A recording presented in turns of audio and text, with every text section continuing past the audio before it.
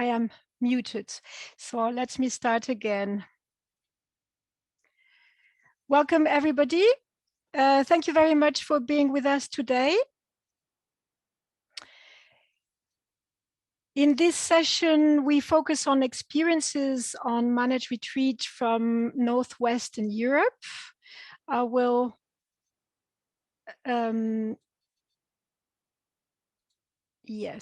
I will also put on my slides. So Matthew, you will let me know if anything is wrong. I think now the microphone is on, the camera is on, and the slide is on. Thank you very much for being with us today. As I was saying, in this session, we will focus on experiences on managed retreat from Northwestern Europe.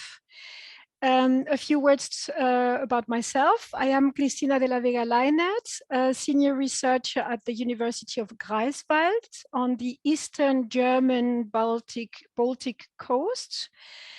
Since the late 90s, I have focused on different aspects of vulnerability and adaptation in coastal areas, first as a physical geographer and now more as a social geographer. I will give a few words of introduction on the idea of this session and then present shortly our panel. As you have seen in the last few days, the present conferences focuses not on whether managed retreat is an option at all, but rather on when and how should this be done. And this, of course, is related with difficult ethical, political, economical, and social cultural implications. If this framing may apply to North America, it is not necessarily so in Northwest Europe, and there are a number of reasons why. So my slides are changing. Let me know if they are not on your screen. First of all, because coasts have been historical centers of settlement for centuries in Europe, if not millennia.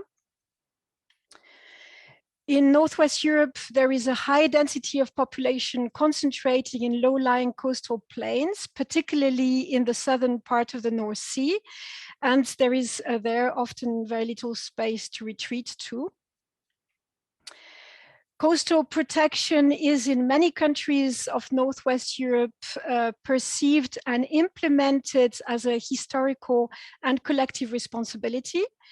Indeed, this has driven, but has also been driven by vast land reclamations over the centuries. Catastrophic floods have left their mark on coastal populations in Northwest Europe, as we see in these pictures as well.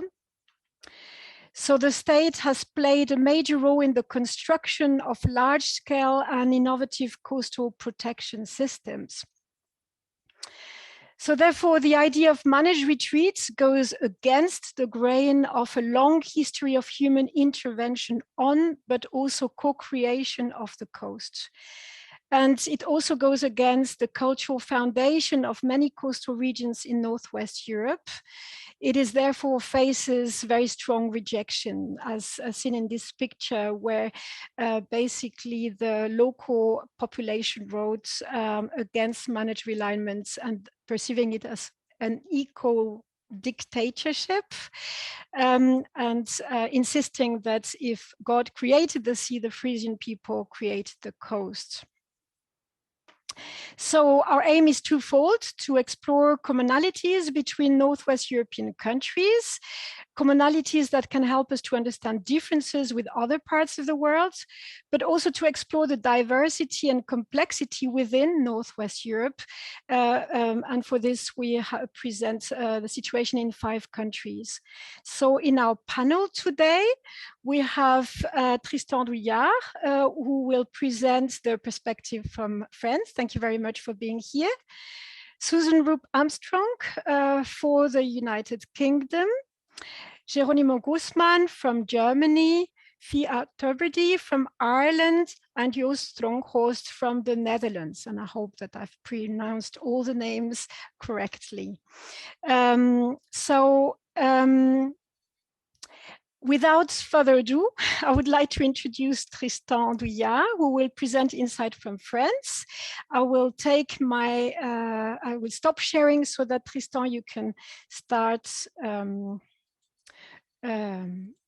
sharing your slides. Tristan is a PhD student at the University Paris 1 Panthéon-Sorbonne. He is a member of the Laboratory of Physical Geography at the CNRS. He specializes in human geography and geography of the environment. His work aims at building scenarios for the evolution of coastal, but also river dikes in France. Thank you very much, Tristan. The floor is yours.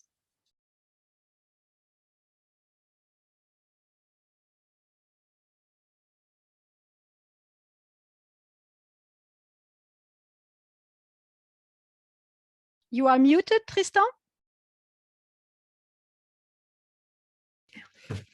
Okay, sorry. Hello, thank you to the Columbia University for organizing this conference in which we present the result of a social survey conducted in the framework of my PhD. The title of our presentation is The Future of Coastal Dikes in France, What Perception of Inhabitants and Users. Our survey is a part of our research program aiming to build scenarios for the evolution of French river and coastal dikes in the 21st century. We argue that the technical approach of flood defense is no longer the only paradigm to manage dikes. Thus, we examine plenty issues concerning dikes, not only the defense against water, but also other aspects as dikes landscapes, nature around or on dikes, or dikes uses. It is necessary to know that in France, the managed retreat has been very little practiced so far.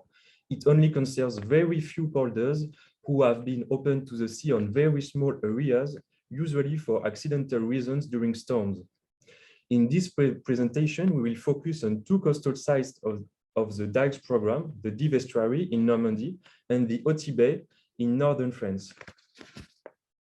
We speak about two embankment systems that have been built progressively since the Middle Age in order to provide new grasslands for extensive breeding.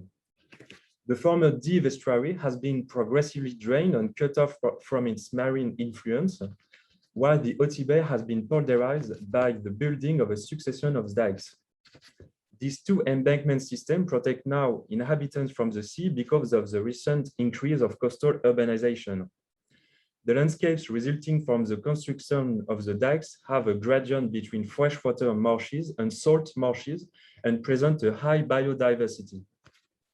Other activities, like bird hunting or bird watching, are related to such landscapes and biodiversity. There is thus an apparent balance between traditional activities and nature, all depending here on the existence of dikes. However, these territories are subject to a high vulnerability to coastal risk because they are located below the reference sea level. In addition, climate change models indicate in both sites an increase in the risk of marine submersion and salinization. Along the dikes, there are also plenty of signs of disrepair, such as erosion in both sides and a recent breach in the Dives case. Faced with this economic, ecological, and climatic challenge, projects for dike management are present on both sides. They are sometimes at the stage of reflection, sometimes implemented in a still limited way. The first option is to maintain the dikes in their current states with only emergency repair. It is mostly practiced today because of the lack of means and political support for sea defense in both territories. The second option is to raise or reinforce the existing dikes by adding materials and clearing trees. It is a choice that was made in the urbanized and coastal part of the Dives estuary because population protection is a very important issue. The third option is a managed retreat. It consists in abandoning the current dikes in a reconstruction of a new setback dike. It would allow a development of salt marshes and therefore a reduction of the flooding risk because salt marshes will mitigate the energy of the swell. The last option proposed is the development of activities and attendance on the dike. The major question raised in the framework of our study is What is the perception of inhabitants and users of these dikes evolution projects? Indeed, the social demand and social acceptability of managed retreats are relatively unknown in France. Therefore, we argue that better understanding people's opinion toward managed retreats can be relevant from a scientific and local point of view. To answer this question, a questionnaire was proposed to inhabitants and dikes users. It aims to better understand the perception, representation, and preferences associated with dikes and with dikes evolution projects. Different possible evolutions were proposed to the respondents with the explanatory tables presented for both sides. You see here one example of a table explaining to the survey people what positive and negative impacts would have the reinforcement of a dike. This table allows people to answer with a high level of knowledge. Between 20 and 21, 302 people were completed the survey, 85% face-to-face and 15% online. The profile of the respondents shows an overall representation of older people and men. However, the respondents had a very good overall knowledge of the dikes studied, and most of them visited them at least once a month. We present here only a part of the result of people's preferences. The question was, do you think this dike scenario was desirable? The first scenario is the maintenance scenario. We note here a strong contrast. 72% of the people surveyed in the OT Bay want to keep the dike as they are currently, while there are only 53% in Div. Indeed, people are more aware in this site of the bad condition of the dikes and therefore prefer to see them change rather than to maintain them. The second scenario is the reinforcement of the dike. Here again, strong contrast appeared.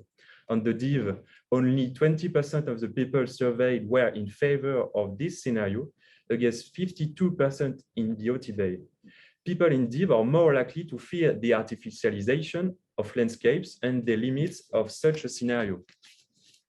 The third scenario tested is the managed retreat. 51% of the people in Div agreed with this scenario, while there are only 23% in the OT Bay. The last scenario tested was the development of activities on the dikes. On both sides, people don't agree with this orientation. Following the scenarios, willingness to pay for each scenario was tested to better understand respondents' payment preferences. 3 payment vehicles were proposed for each of the scenarios: donation, daily ticket access, and tax. We note a very low proportion of respondents willing to participate in the financing of levy management, whatever the scenario, to reinforce, to maintain, or to retreat. Most of the respondents consider that this financing is already included in their local taxes. We have therefore observed many contrasts between the two sides by comparing the 5 scenarios. How could we explain in particular the difference observed for the managed retreat scenario?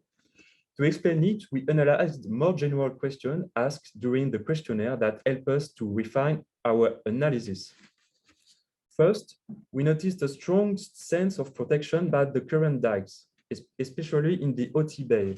More than 80% of the respondents feel nowadays protected by the dikes. This can be partly explained by the fact that most of the respondents have not seen houses being flooded. In addition, the dikes are mainly considered as part of the local heritage, especially because of the old construction period. Moreover, there is a strong attachment to current landscapes, around 80% on both sides.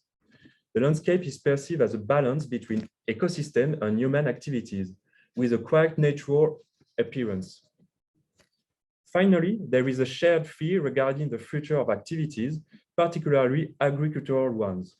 The people surveyed don't want farmers to be sacrificed because of a managed retreats.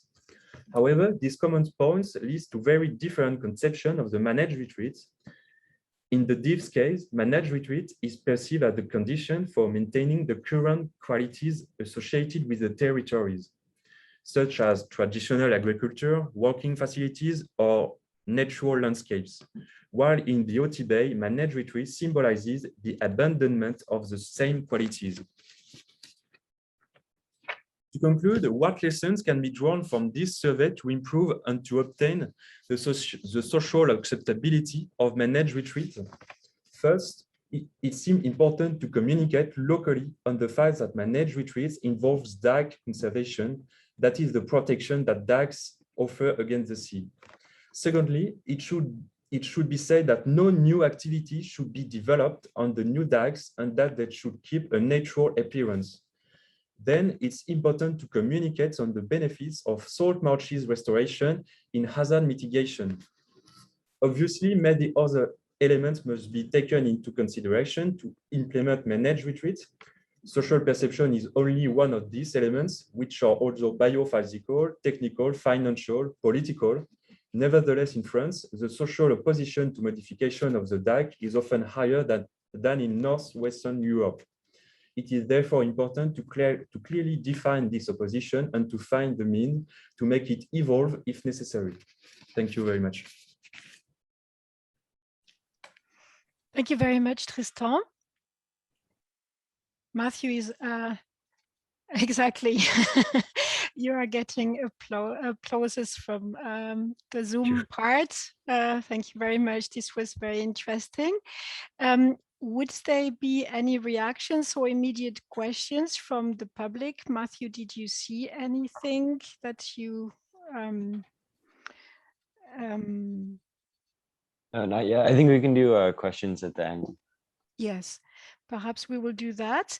Thank you very much, in any case, for linking this the topic of coast and rivers and introducing also one important aspect, which is that managed retreats in Northwest Europe very often affects agricultural lands and therefore changes in land use and in landscape. I now invite Susie to load her slides while I introduce her. So Susanne Woop-Armstrong works for ABP Meer, a marine consultancy in England. She specializes in marine nature-based solutions and environmental impact assessments with expert knowledge on managed realignment. Throughout her career, she has had the privilege of working on many managed realignment schemes, including flagship projects such as the Environmental Agency Med Mary scheme and the Wallasey Island Wild Coast projects of the Royal Society for the Protection of Birds. Thank you very much. Now the floor is yours, Susie. Okay, thank you so much, Cristina. Thank you very much for having me. Yes, I'd also like to thank my colleague Colin Scott and Professor Nichols for helping me prepare the talk. So I'd like to take you on a whistle-stop tour of managed realignment in the United Kingdom and sort of tease out whether or not anything is uniquely British. First of all, you need to know that if you want to understand managed realignment in the UK, that flood and erosion risk management as well as nature conservation management are now fully devolved matters. That means the individual home countries take care of them.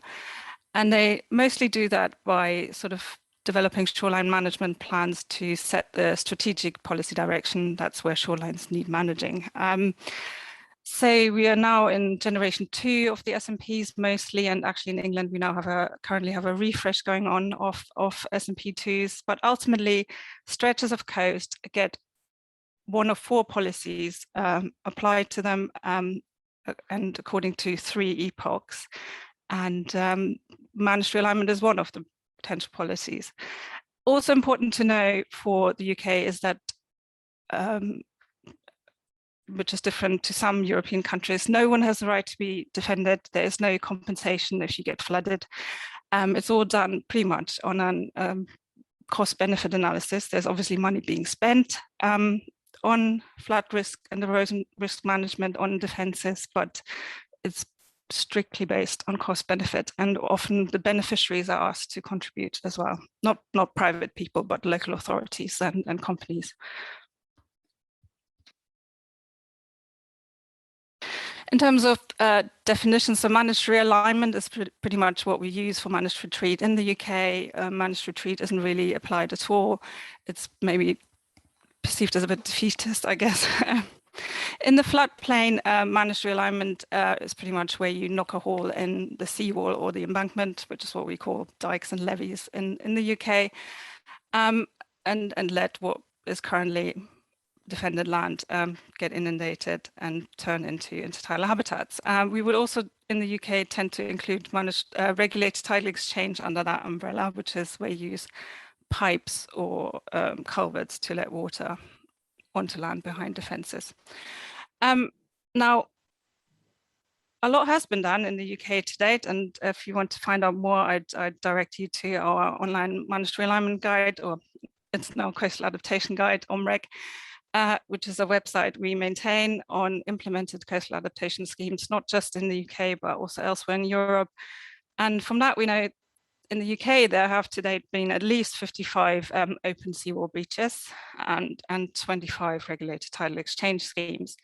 And they have led to the creation of just over 3,000 hectares of habitat, about 2,500 of which is properly intertidal, i.e. salt marsh mostly, but also mudflood and lagoons. And also important to note, no people have been moved for this. Again, as Cristina said earlier, it's purely been on agricultural land really to date.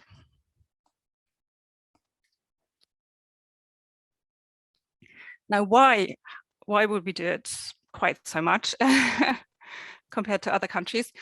It's important to know that a lot of the UK coastline and estuaries are highly designated in terms of international designations, European designated sites, as we still call them, despite Brexit. So that would be SACs and SBAs, but also Ramsar is interpreted as being afforded the same sort of protection. And a lot of our managed realignment activity has actually been because of that. So about 15% has been in relation to sort of direct damage done to habitats, designated habitats in relation to like port development, but also direct sort of advancing the line for other reasons. But then something that we think is quite uniquely English is coastal squeeze compensation. So this dates back to the early noughties when DEFRA, the ministry responsible for coastal flood risk management, made this, published this policy paper basically saying that where a flood risk agency decides to hold the line, not just create a new defense, but also hold the line, and where that causes coastal squeeze to designated habitats, then compensation has to be provided. And that tends to be in the form of managed realignment. And we think that has sort of contributed to about 60% of the managed realignment area in the UK. So really the majority of the schemes. And in that, I think we are quite unique in Europe. And actually some of the devolved administrations are not taking the same approach going forward. So what has worked well? We have some amazing technique variations and managed realignments implemented in all sorts of environments: high tidal range, low tidal range, high turbidity, low turbidity, all sorts of regulated tidal exchange gates and techniques applied as well. It's all been relatively well studied. There's never enough, and some schemes could have done definitely with more. But we've learned quite a lot. We have quite decent design knowledge really in terms of how to design these schemes, and also good guidance and some more coming out actually as we speak. The agency also has these regional, the Environment Agency has these regional habitat creation programs in relation mainly to the coastal squeeze compensation, but that's worked really well in sort of identifying sites in each region and also planning for the sort of future need that's still out there, and also opportunistically identifying sites that where landowners are just happy to sell. It's not always the case. There have been many joint projects between developers, government agencies, and NGOs, and also there's generally close NGO involvement and management of many schemes, and in that we are sort of unique. I'm sure it's out there in other countries as well, but I think in some countries in Europe especially, there's definitely not this sort of close NGO involvement. So I'd quickly like to talk to you about two of the schemes that Cristina actually mentioned that I've had the privilege of being involved in. So first of all, Wallasey Island, that's in Essex on the North Sea coast. That's the biggest UK site. and it's DEFRA, which is this bit, and RSPB schemes combined, and now all under RSPB management. And it was realized in collaboration with various partners, notably Crossrail and the Environment Agency. And yeah, it's almost 700 hectares, and it took about 12 years to do it from start to finish. Multiple drivers for doing it, including compensation for this bit, and the agency also bought into this bid for coastal squeeze compensation. Sorry. And really, it's a lesson in grit and not giving up, and the RSPB never did give up. There have been various redesigns of various bits, and it's also not a natural site, so nature wasn't just let in and sort of take its course. So it's quite heavily engineered. For example, Jubilee Marsh was raised by about 2 meters on average, using Crossrail tunneling materials from London. Sorry, to essentially limit impacts on the adjacent sort of small estuary here. Another one is Medmery, which is the largest open coast scheme in Europe, where basically a shingle ridge was breached here in one location initially. Again, Environment Agency, this one Environment Agency led compensatory scheme, now managed by the RSPB, about 300 hectares, about 180 hectares of which are intertidal. It's the only sort of intentional shingle ridge breach we have in the UK, and there's not many definitely in the world of that happening. And it's just been a great lesson in how nature wants to roll back once you stop managing a shingle ridge, and also how sort of schemes adjacent might impact longshore drift. And it's been very successful with this sort of 5 kilometer long new defense that's been built around it in defending adjacent holiday parks and residential areas, and also successful ecologically. That one always makes me laugh.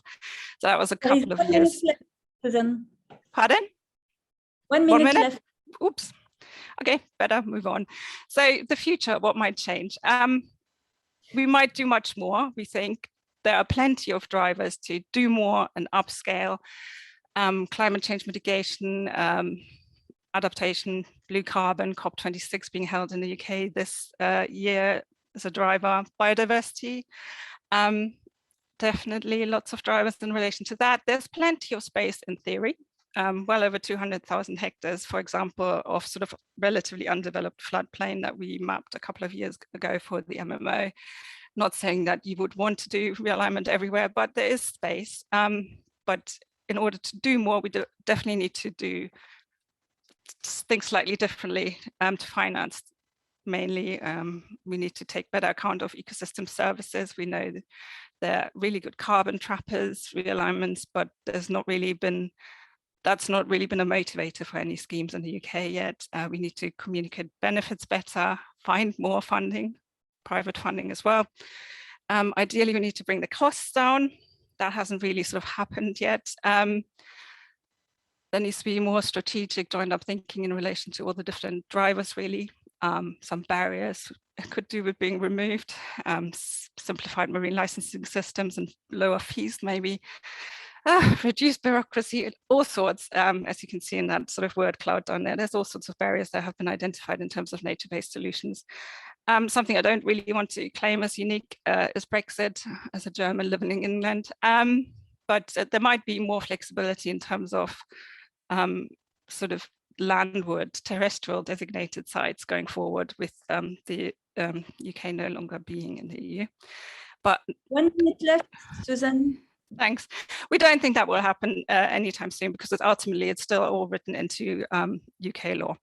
And this is not my area of expertise really, but residential areas in the medium to long term, definitely there will have to be some retreat of some communities. But as I said, they don't get compensated.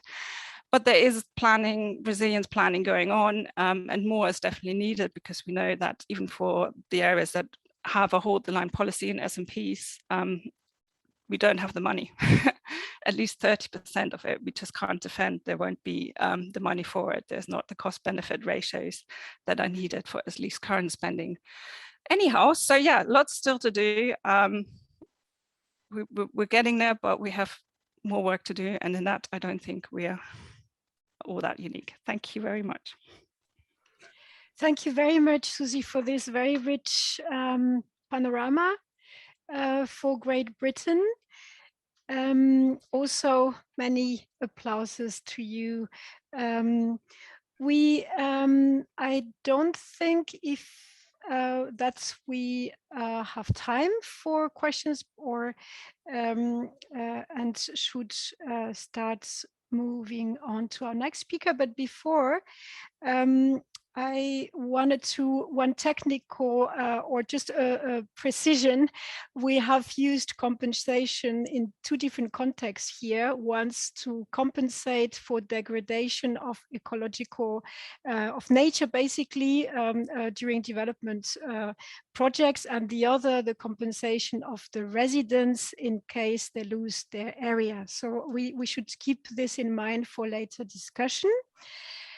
With this, I invite Geronimo to load his slides while I introduce him.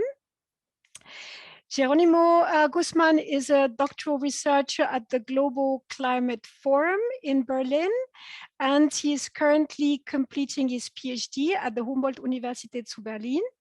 He's an empirical social scientist fascinated by the political economy of coastal adaptation and on questions relating to how it emerged, how it developed, and how sea level rises changes it.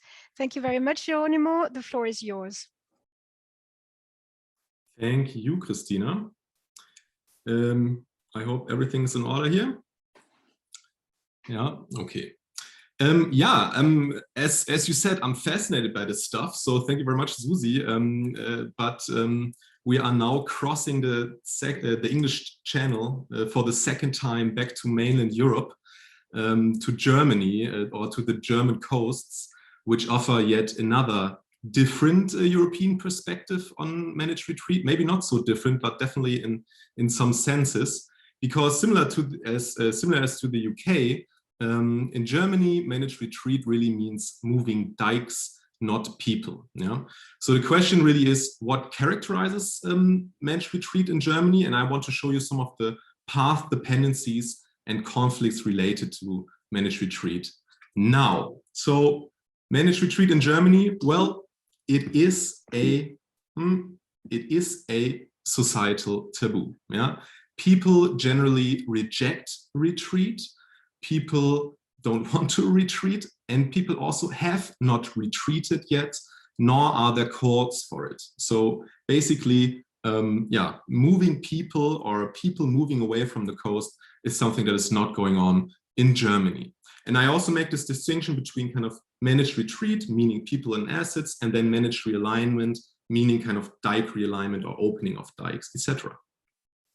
And this managed realignment is also similarly contested in Germany. People are very much afraid of this. There's very low social acceptance of this. You can see a picture of people protesting near the island of Usedom, which is at the German Baltic coast. Here they're saying, hands off our dikes, we need to keep our dikes. And one reason why people reject retreat is the long-established institution of holding the line in Germany and the path dependencies of it. And holding the line is what the Germans, or well, crowds of the Germans, if you like, have been doing since 1362. Yeah, since two devastating extreme flood events, the so-called Mahndränke, basically meaning people drowning in 1219 and 1362, people have started protecting the coast and holding the line. And you can see that in this picture up here, where everything left of the red line was basically swallowed by the sea during the 1362 flood. The whole city, Rungholt, disappeared. So people then really started to collectively organize coastal protection and started to hold the line. And this coastal governance, it evolved into this holding the line strategy, a very complex kind of coastal governance arrangements that we have in Germany, multi-level, various kind of actors and agencies involved. And today we have the situation that coastal protection or coastal protections of public interest are regulated and guaranteed in state law. So unlike the unlike the UK, where there are cost-benefit considerations, this is something we do not have in Germany. If you live by the coast, you are in most places you are guaranteed to be protected. Nevertheless, with this holding the line strategy, there are also conflicts, especially against the background of sea level rise. And one of them is the growing long-term costs that the strategy bears. It's simply very expensive to maintain or to even upgrade the dikes. And the other question also is it even feasible? Yeah, against the background of 21st century sea level rise, I mean, there's pretty high projections. Can we actually do it? So let's have a look at first point here and zoom into the finances of coastal protections in Germany. What you see in this figure here are two things. On the left-hand side, you see the coastal flood risk governance, on the multi-level flood risk governance, and on the right-hand side, you see the public coastal flood risk finance. For now, I want to disregard the left side. If you are interested, do check out Bizarro and colleagues. I will give you the reference in the end. But for now, what you see on the right side here is how Germany funds the average 150 million euros that we spend per year for coastal protection. So 150 million, I don't know, that's probably, I don't know, 180 million US dollars or so. Yeah, this is how we spend it. And what you see is, or how we fund it. And what you see is that the federal government, the state government, the municipalities, and the water and soil associations fund the dikes, the state dikes and the local dikes, with different proportions and also from different sources. But the main point here is that with this federal burden sharing that we have, that the state government budgets, that we need to upgrade and maintain the dikes, are unlikely to be exceeded, at least in this century, even with the growing coastal protection cost that we expect with sea level rise.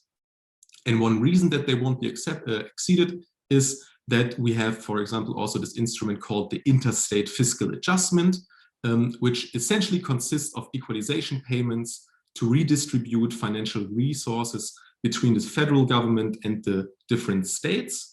It used to be more between the states, now it's more between federal government and the states. So even if there's a large scale flood that devastates, I don't know, the whole coastal protection or the dikes of Lower Saxony, and they have high expenses, the federal government and also the other states will chip in.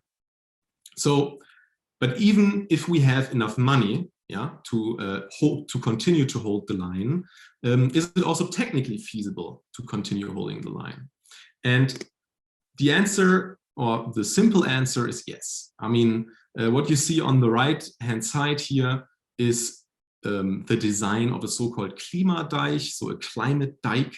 Yeah, and this dike allows for upgradability, or allows to be upgraded for a sea level rise for up to 2 meters, so exceeding the RCP 8.5 by far. And what you also see is that the local dikes, so those kind of governed by the municipalities, which traditionally have lower coastal protection standards or flood protection standards, these are increasingly also transformed into state dikes. Yeah, so in order to give them also higher protection standards. In addition, the design of the dikes has recently received an upgrade in the safety margin, or the sea level rise allowance, whatever you want to call it, which used to be 50 centimeters, or 50 centimeters, I don't know how many feet that are, and is now basically 1 meter according to the SROC RCP 8.5 sea level rise scenarios. Okay, but nevertheless, even if we have enough money and it is technically feasible, holding the line definitely causes some issues. Yeah? And we've seen that also in the previous presentation. Coastal squeeze, for example, is an issue at the North Sea coast and Lower Saxony. But then there's also intertidal habitat loss and sediment deficits downstream. So in the past, or more recently also, we've seen that managed realignment or dike realignment has received increasing attention. And managed realignment is sometimes implemented. There are much fewer cases than what we've seen in the UK now, and they usually are implemented to compensate for measures that are kind of construction measures. So the infrastructure development of a port, for example. There was a port built near Hamburg and managed realignment in one of the islands at the northern German coast. There was a case of managed realignment to compensate for the environmental impact of this. But there's also solely kind of the motivation to restore intertidal habitat, and this is what you see on the right here, a case of the case of Ostzingst, where the dike has been moved back a little bit. This is at the German Baltic coast to allow for this restoration of intertidal habitat. There is However, what makes it a bit sorry, 1 minute? Okay, perfect. What makes it a bit complicated is the current German policy for managed realignment, which requires that the existing flood protection standards are maintained. There needs to be social acceptance of these measures, and they also need to be cost neutral. So managed realignment doesn't have it easy, but it will be interesting to see what future role managed realignment might play in the whole assembly of coastal protection strategies in Germany. To sum up, well, I basically argue that abandoning the line strategy in favor of retreat, at least of people, is unlikely to be adopted in Germany under the current sea level rise scenarios. And this is partly due to the long culture and path dependencies of coastal adaptation that I mentioned, holding the line since 3062. It's not easy to let that go. And then there's also this societal emphasis on solidarity. So kind of the co-financing or the joint financing, burden sharing in Germany, where a Bavarian taxpayer, where there's no coast, pays for coastal protection in Lower Saxony. Nevertheless, as I mentioned, it will be interesting to see what managed realignment can do to promote coastal environmental resilience in the future. And yeah, with that, I promised you some literature. This is here. You can also contact me here to kind of get these links. And yeah, this is it. Thank you very much. Thank you very much, Geronimo, for this, again, for this nice panorama of the situation in Germany, and for bringing also new elements in terms of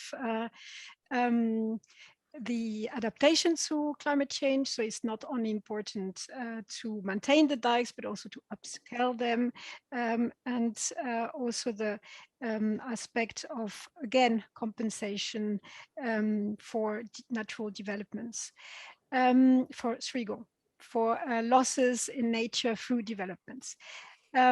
With this, and for the sake of keeping time and for the discussion at the end, and seeing that there is no comments on the chat, I would like to introduce our next speaker. While I introduce you, yes, you're starting to share your slides very well. So Dr. Fia Tubridy is a postdoctoral researcher in planning at the School of Architecture, Planning and Environmental Policy in University College Dublin, Ireland. Their current research is on climate change adaptation and managed retreat in rural context in Ireland, as I mentioned, and their work draws primarily on the political ecology and critical environmental justice literature. Fia, please, the floor is yours. Great. Thanks, Cristina, for the introduction. And also thanks to the conference organizers for hosting us. So hi everyone, I'm Fia Tubridy. I'm a postdoctoral researcher in University College Dublin in Ireland. For the past 2 years, I've been working on a research project on climate change adaptation and managed retreat in Ireland, which this presentation will draw on. And some of this work has already been published, and you can find links to some of those papers in my bio on the conference hub as well. So in this presentation, I'll give kind of bit of an overview of the history of managed retreat in Ireland and on how the model or approach to retreat has changed over time. And one thing to mention is that in contrast to some of the previous speakers, these are instances which would involve the relocation of people or even entire communities. So I'll discuss various cases of managed retreat in Ireland, including both coastal and inland examples. And this is because kind of understanding current coastal managed retreat in Ireland requires situating it in a historical context. And a key aspect of that context are some of these previous inland projects. And I'll also discuss to what extent retreat has been opposed or supported by those involved in different instances and why this has been the case. And then last, I also want to highlight issues related to the changing role of the state in the management of environmental hazards and how this is reflected in different approaches to retreat.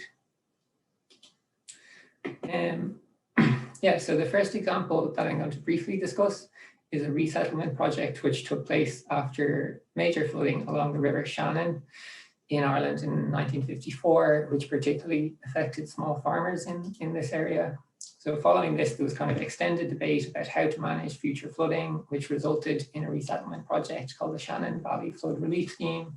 And this involved voluntary relocation of about 60 to 70 households. And these households were provided with new houses and land, some on higher ground nearby and some further afield in neighbouring counties. And this was generally a very comprehensive model of relocation, which prioritised maintaining and improving people's livelihoods and quality of life, for example, by providing larger farms on better quality land, as well as new houses. And really importantly, this kind of comprehensive model arose due to a connection in Ireland at this time between the management of flooding and an ongoing large-scale and quite radical programme of land reform, which involved breaking up large farms and estates and redistributing them to small farmers. So this was something which took place after Ireland gained its independence in 1922. In this context, risk of flooding alongside other kind of forms of hardship which small farmers were facing was understood as a kind of product of like inequitable land ownership and by extension as a result of Ireland's history of colonisation.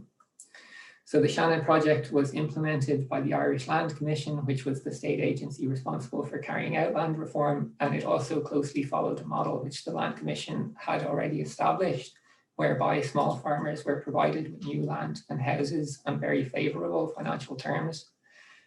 And the scheme did attract opposition for a range of reasons, including people's attachment to kind of place and to property. In general, our analysis suggests that larger landowners whose interests were generally threatened by land reform and the politicians who supported them tended not to support the scheme. And it's difficult to be definitive given the historical sources we were using for this case study, but there is evidence of a high level of support amongst the local community, which was seemingly linked to the kind of material benefits which the scheme provided, and it was voluntarily taken up by all of those involved. Yeah, so kind of jumping forward in time a bit, the next kind of important projects or cases I'll discuss are actually a series of managed retreat, or what were called voluntary household relocation schemes, which have taken place since 1995.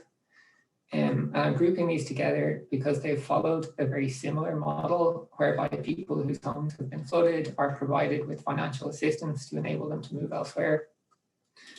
As you can see from the table, the numbers of households involved have been relatively low, but it's important to note that the number of people who've applied to these schemes but haven't been given access has grown significantly, and I'll come back to that point in a minute. So I guess just to explain the model for these schemes, this follows on from legislation which was introduced in 1995, and it remains the kind of primary framework for managed retreat in Ireland in both coastal and inland settings. Importantly, under this legislation, relocation is understood as what the government terms humanitarian assistance, and in practical terms, this means that grants for relocation can only be provided after someone's house has been flooded and there's no possibility of proactive retreat. And in addition, according to the state's interpretation, it also means there's no responsibility upon the state to provide for relocation. So here's a quote from the government minister who introduced the legislation on this, who stated that compensation implies the existence of a legal entitlement, while humanitarian assistance has no such connotations. So instead, it's at the discretion of the relevant minister to make these grants available in any given instance. And our analysis shows that this depends primarily upon the level of kind of political organization and influence of those seeking support for relocation. It's also important to note that there's no wider strategy to inform where or in what circumstances relocation should be provided for. And the overall governance framework surrounding retreat is very basic in the sense that there is a financial grant, but there are no other supports provided, for example, with finding somewhere else to live. And then what our research kind of also demonstrated is that there are a range of contingent kind of factors which lead people to try to access these relocation schemes, and that also at the same time reflect an ongoing process of state withdrawal, which was particularly accelerated after the financial crisis in 2007, 2009. And these include an overall shift away from investment in managing flooding in rural areas towards urban centres, which has created significant uncertainties for rural communities. There are also issues with insurance, because insurance markets in Ireland are highly deregulated, which means that people often cannot get access to insurance and seek out relocation as an alternative solution. And this situation creates competition and demand for these relocation schemes, because often there are no other options available. But despite this, as illustrated by the quote I've included here, government policy is to continue to make access to these relocation schemes very restrictive. Okay, so yeah, the final case study that I'll kind of briefly mention is an area called Castlemaine Harbour in County Kerry in the west coast of Ireland. And this area is affected by severe coastal flooding and erosion, which are forecast to get much worse in the future. And in addition, conventional coastal defences are not likely to be implemented due to the kind of financial and cost-benefit logics which underpin decision-making in relation to coastal management in Ireland. So I guess in contrast to what Geronimo was just talking about. And also because Castlemaine Harbour is a designated nature conservation site. So stakeholders, including local residents, are aware that retreat might be their only option, but there is huge uncertainty about the availability of state support for this to take place. This is due to the fragmented nature of the governance framework and policies surrounding managed retreat in Ireland. For example, the fact that there is no possibility of proactive retreat, and because whether a relocation scheme is introduced is based entirely at the discretion of the relevant government minister. So in there is 1 minute left. Sorry, 1 minute left. Perfect, thanks. So importantly, in the absence of any strategic approach, what's actually happening in Castlemaine Harbour is the kind of abandonment of coastal defences by landowners and also by state agencies, which used to maintain some of them. And this is leading to previously reclaimed land gradually transforming into salt marsh, or what has been called unmanaged retreat, which is shown in the picture on the slide. And this is viewed by some conservationists as a positive development due to the restoration of salt marsh habitats. But from a community perspective, it's really problematic because there's impacts on housing, on agriculture, on tourism, and also the kind of cultural significance and memories attached to the coast. And it's also kind of leading to ongoing conflict and resistance to any alternative to hard defences. So yeah, just to very quickly wrap up, I guess we can see there's been different models of retreat in Ireland, from those which were more comprehensive in the 50s to ad hoc relocation schemes, and now even wholly unmanaged retreat. And as I've tried to highlight, the kind of characteristics of each model and the terms on which people relocate are a key factor determining support or opposition. So in the literature on managed retreat, one kind of common narrative is that retreat is typically opposed by those involved, but our evidence shows that this needs maybe more nuanced analysis and really depends what's on offer in each case.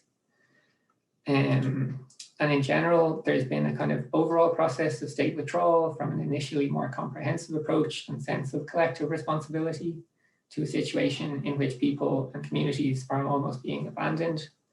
And I would argue that future managed retreat projects should try to learn lessons from that history, I guess, and regain that sense of like collective responsibility. So that's all. Thanks very much for listening. Thank you very much, Pia, again for another very impressive panorama of a situation here with a lot of contrast to the other presentations that we have had before.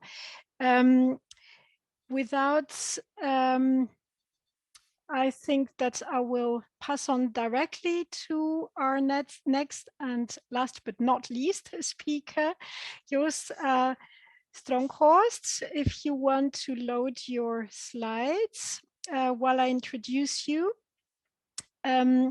Joost is an associated professor at the University of Applied Science in Middelburg and involved in building with nature projects in the low-lying delta of southwest Netherlands. He has a keen interest in understanding the business models needed for managed realignment strategies in estuaries for climate adaptation and habitat restoration. Joost, the floor is yours.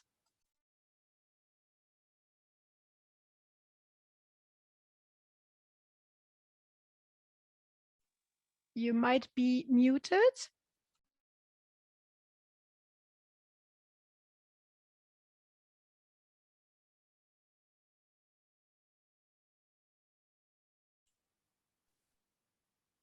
Yes, thank you, Cristina. I was wondering if you can see the slides. We can see them in presenter view. Okay, that's good. So thank you. Sorry, at the moment it's still, yeah, exactly. Now it's in presenter view. Okay, good. So thank you for the opportunity to present the research we are conducting here in our institute.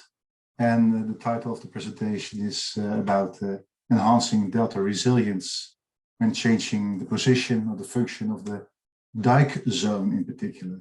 And our particular, say, parallels with the presentation about the German coastline. The presentation is prepared with my colleagues Teun Terpstra and Michael van Buren. This is the area, the southern part of the North Sea, where we are looking at. On the left-hand side, London. On the bottom left, right is Brussels, Amsterdam on the top, right. And we are focusing on the area in the middle, with say in the center, the orange dot is the city of Middelburg, where I'm located, and we're looking at the delta area in the red circle. Now I'm still a bit confused about giving the presentation because I cannot. Another possibility, if I can interrupt, Joost, did you load your file on the Google? Not on the site. Yes, I did. Yeah. Because perhaps Matthew could also show the slides, our host, if you are listening to us. Perhaps it will be good to take just 1 minute to solve this. Hold on, let me look for it. Yeah. Then you would have to stop sharing your slides, Joost, then Matthew can show them.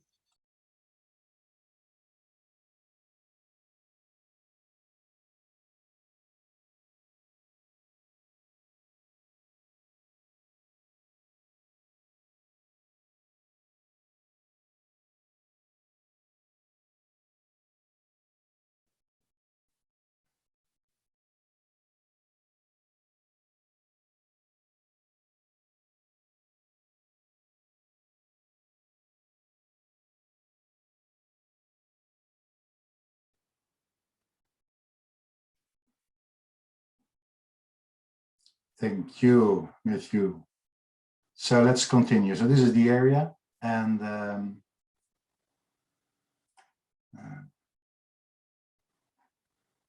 if you go back in time, go back a long time, this coastline was connected to the UK.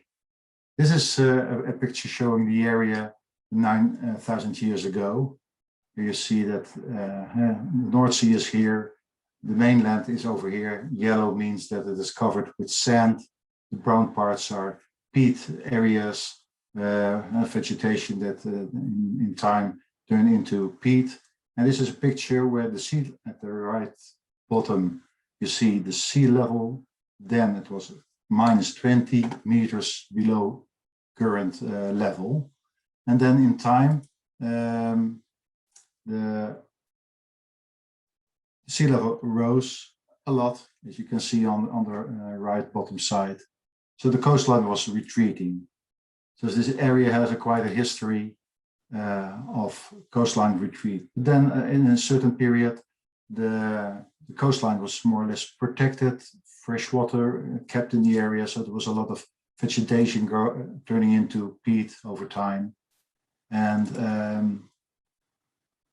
here is the situation around the year 1000.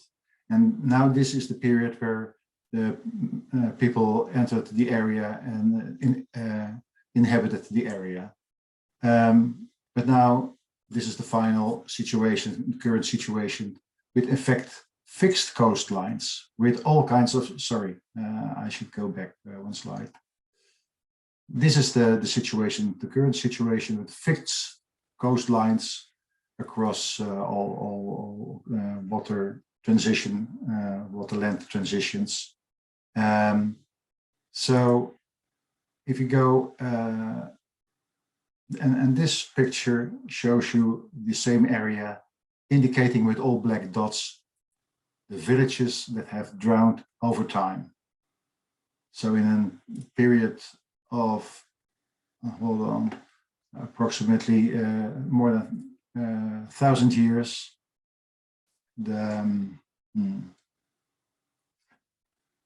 I will stop a little bit. I have to wait a little bit for the slideshow to move on. There it is. So it's about drowned villages in the period 838 to the recent and the last flood event in 1953. So more than 200 villages have been lost due to the influence of the sea. Not all, only about flooding, by the way. There are also certain areas that have been inundated during war times, the Second World War and earlier as that. So as a kind of military strategy. Now, the coastline has also been retreated, so there's our histories of that. But since, say, 40 years, the coastline in the Netherlands is maintained, the hold the line policy, and it is particularly using sand nourishments as a strategy. We are so lucky that there is a lot of sand available in the North Sea, so we can apply that for decades, maybe centuries to come. And in fact, the whole sand nourishment strategy, large scale and long term, is highly appreciated by society. And in fact, it's a good business model, meaning that it is a cheap way of coastal protection. At the same time, it provides additional value for recreation, as you see in this picture. There are nice beaches, and it also helps to protect the dune habitats. But the question now is, which strategy applies to those dike zones along estuaries? Currently, it's to hold the line by creating dikes. But do we need managed realignment or even retreat in the future to do that? That's in fact the research question we have. And we started 2 months ago a new research project working with water landscapes, investigating particularly the business models that can be related to managed realignment projects. And in that study, we're focusing on particularly the Western Scheldt estuary that runs from the North Sea on the left to harbors in the area, in the north here in that area, and also the port of Antwerp on the right-hand side. And along that estuary, there are 4 locations. This is a picture on the left-hand side of a dike zone. You see a very land reclamation has changed these former wetlands into polders. The dike is directly located along the waterfront. Only maybe some small wetlands remain. So there's a lot of loss because of coastal squeeze. On the right-hand side, you see a picture of the harbor activities. There's a lot of shipping going on in the estuary. So dredging is going on constantly, and that in that way changing the whole morphology of the system. And it caused a lot of loss of habitats. Now, this is a picture of an area which is used as a compensation for habitat loss due to port developments. And this one is in progress. It was highly debated. Same story as in Germany.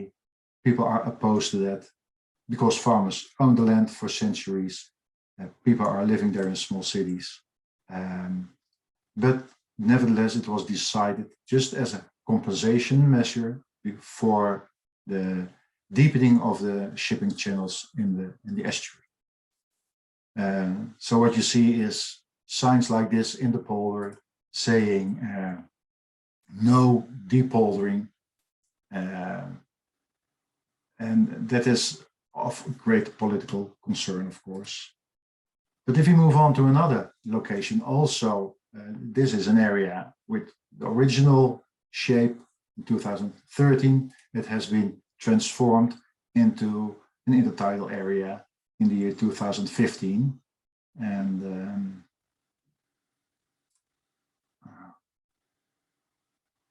here you see it, 75 hectares of intertidal flats were created, and that will develop over time, contributing to that nature compensation. And the third one, hold on, yes, this one is another area close to the sea. This is an intertidal area and wetlands called Swin, and in 2020, part of the polders in the south were added to that area. You can see it came twice as big, and the tidal influence is much bigger. Again, nature compensation. Finally, this one I would go to in more detail. It's called Waterdune. You see here the old coastline, the dike, the farmland that has been changed in the year 2018 by creating a tidal exchange. And that is because this opening here, a culvert was created to let seawater in, and it created this nice area with a lot of estuarine habitats. So again, it was for nature compensation, but it also provided room for recreational development in the northern section and areas for agriculture development and tourism. So this is an area photo to give you an impression. And it's still in progress, this project, but it is, in fact, I think a retreat. No, it's not a retreat. It's a tidal exchange, which broaden the coastal zone. This is another one. There is 1 minute left. 2 minutes, okay. Then I move on to say the topic of business. How can this Waterdune project was based on, say, the idea of an integrated plan, multifunctional use. It took 20 years to develop, nearly finished now. A total investment of 200 million euros, and 5 partners took care of this project. And in fact, that is, I think, the way forward, that you have to combine flood safety measures which were done by waterboards in the Netherlands. 3 kilometers of dike were reinforced. They could use the clay and sand from the area. The lifespan is enormous of this dike, indeed created for these extreme events for 200 years. It created new habitats by creating this regulated tidal exchange by a new culvert, and provided breeding area for water birds. It also provided the recreation company with a very interesting quality of landscape, top location, where they are now developing a sustainable residential area with 400 houses. And finally, it's also important for the quality of life. So funds were also made available for area development, improving also the opportunities for agriculture. So I think altogether, Water Dune is a project, an example project for the future, because it provides a contribution to delta resilience in terms of dike reinforcements, absorb this extra stress because of sea level rise, and also the element of bouncing back from a setback. It was an area which was not vital anymore in economical terms, and it also, this project helps to restore habitats that were lost. Right. So we will continue with this project, conducting retrospective analysis of business cases to see this mix of opportunities combining. And we would like to learn how to scale it up, because we think this is the future, that in the next century, we should follow a strategy like that. And in the project, we try to apply these findings in design studios. So maybe somebody has questions for me, vice versa, I have questions to the audience. Are there any good examples you can come up with that are useful in this multiple retrospective analysis of business cases related to coastal retreat or managed realignment? Thank you. Thank you very much, Joost.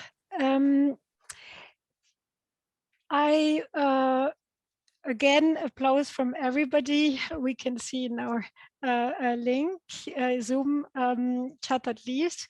Would all the people of the panel switch their cameras on so that we can see each other's? I'm looking at the chat. There is at least already some questions appearing. So let us all have a look at the chat so that you can start thinking about your answers. There is the first question goes to Tristan.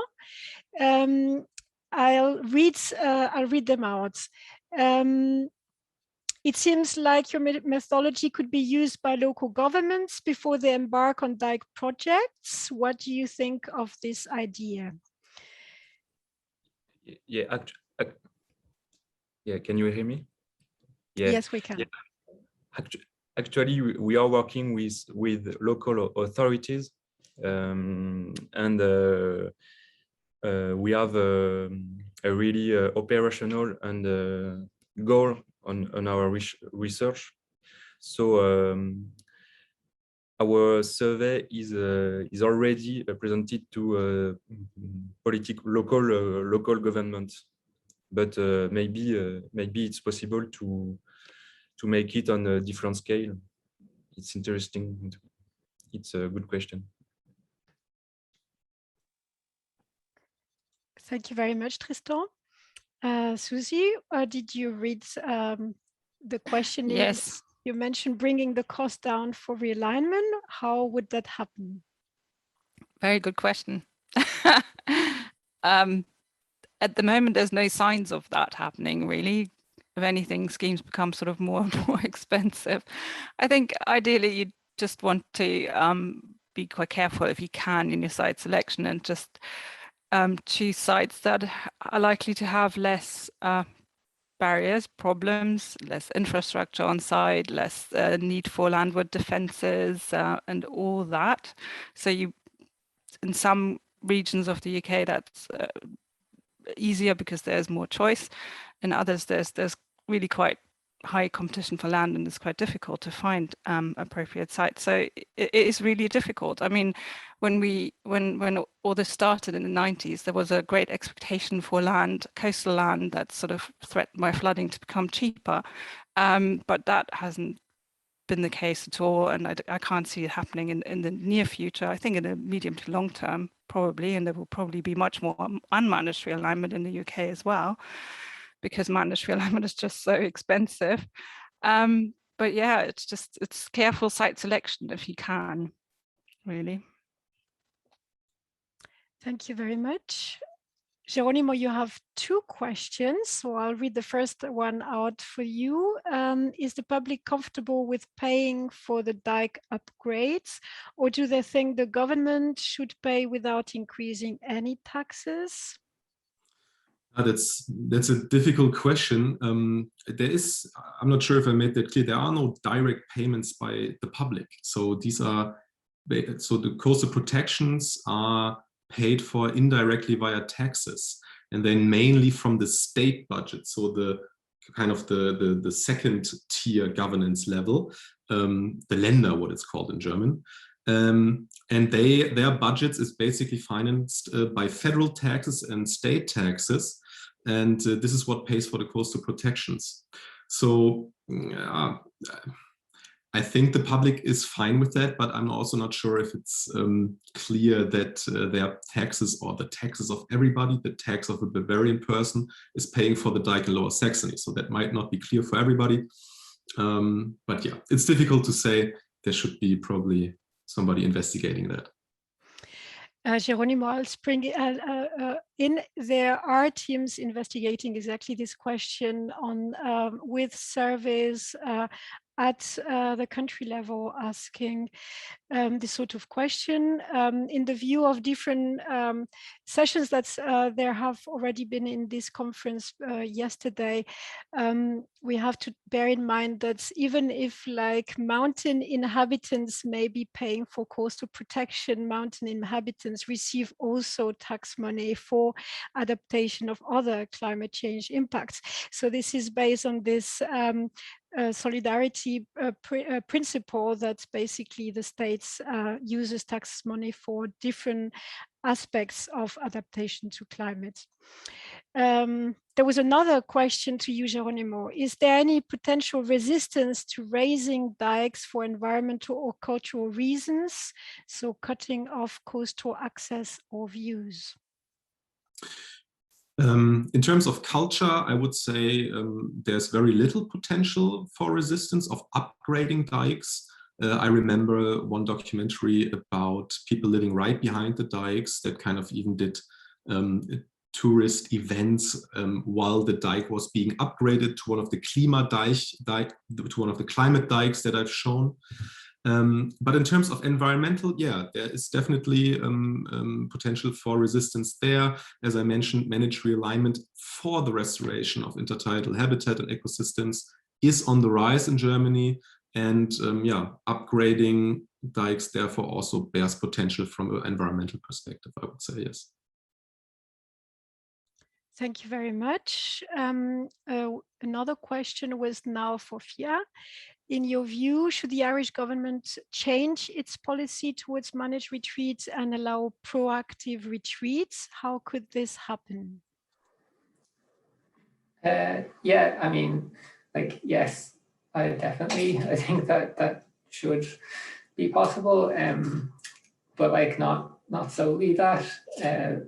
There's definitely like a need for much wider changes and kind of developing some sort of strategy for managing retreat generally, yeah, including the proactive issue, but also like how retreat intersects with things like insurance, because, you know, I don't think it's ideal that people are forced into the situation where they have to seek out retreat, and therefore you should just make it easier for them to relocate. Like, there are steps which you can take to avoid it getting to that point.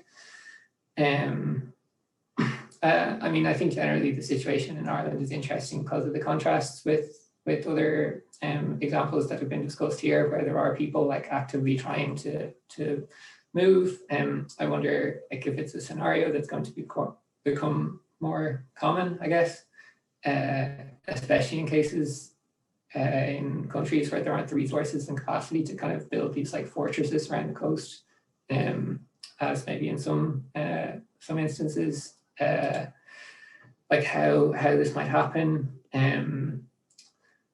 Yeah, I guess that's a question of like political strategy and organizing and so on. I definitely don't have a solution to it. I think like one interesting feature of maybe discussion around retreat relocation in the US is the extent to which there are kind of campaign groups, like by networks, like I'm not an expert in it, but like things like the Climate Migration Network or the Lowlander Institute, like there's been kind of fragmentary attempts in Ireland to organize around people affected by flooding, but it hasn't really cohered into like a national and effective campaign. So I would be interested to see how that develops in the future, and I'm going to be doing more work on it. So we'll see. Thank you very much, Fia. I had also a couple of questions. If you have questions to one another, please do not hesitate. For me, I wanted to ask you all to think about these ideas that also came in Susie's presentation. So is there space to retreat in our different countries present today? And is it something that you think, I mean, in terms of, on the one hand, the space to retreat is one thing, and the other thing is we've heard in the presentations that we have the whole spectrum from complete societal taboo to somehow attractiveness of relocation schemes if, for example, insurance is not accessible at all. So these two different topics of space there and perception of retreats.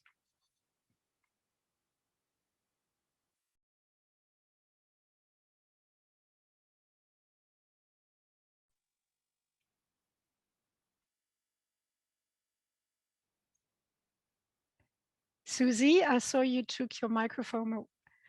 Oh, sorry, no, I'm just muted on my perception of retreat space for the retreat. Well, yeah, as I said, managed retreat in terms of resilience is not really my area of expertise, and but there are communities that are sort of affected by retreat and definitely, obviously, not best pleased by it because there is no compensation. And there have been some pilot schemes to look into that. I think the Pathfinder schemes, and I can see there's a comment on Fairborn in Wales where the government has sort of indicated that they no longer want to defend it, but equally, as far as I know, they're not really providing new land. So that community is definitely quite desperate for a proper solution, as far as I know.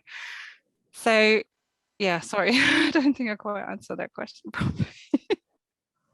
And just a quick comment, like I guess, yeah, the Irish case again is a little bit distinct because in space terms, like we are a relatively underdeveloped coastlines in comparison to other European countries, although like in the past 20 or 30 years, there's been a massive boom in coastal development, which was like really ill-advised.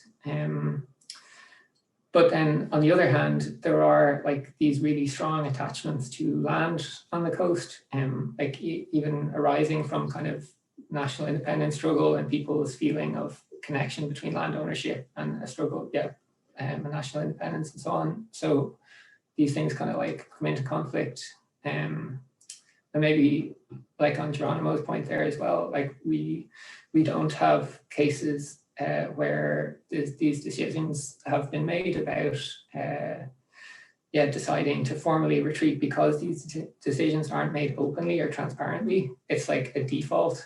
So like in the case of Kerry, you know, there's just a progressive abandonment, retreat by default, basically. And that kind of connects to the nature of the political system in Ireland, and yes, stuff like that, which is a bit beyond the scope, I guess, and depressing to think about as well.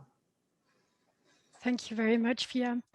We have just a couple of minutes left, so I would just give a couple of ideas that sprang listening to your presentation, kind of some bullets of lessons learned. On the one hand, the long-term coastal evolution. So we're talking about coasts that have a very long history of lots of very dynamic change, and as was mentioned by Joost, but at the same time, a long historical heritage and cultural embeddedness of coastal protection within the fabric of coastal populations' lives. I mean, this idea of co-creation, this idea of like living in a space that has been also created by its own population.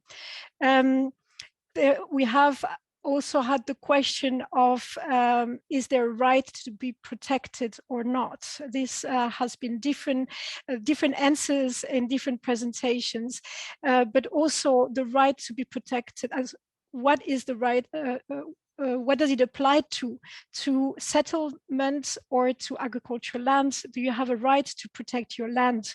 This has also been answered in different way.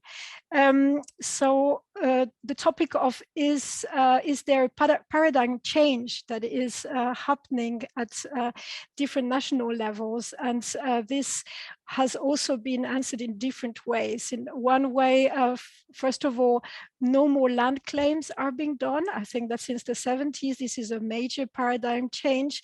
But then is the paradigm of hold the line being contested, or is it already been so contested that managed retreats is being openly talked about, or is it a social taboo? Also the idea of the right to stay, and who has the right to stay, and the access to either the mechanisms to do that, either coastal protection or insurance, or if you cannot have that, then the relocation schemes that we heard of sometimes seem attractive if you do not have other possibilities, but also the competition related to that.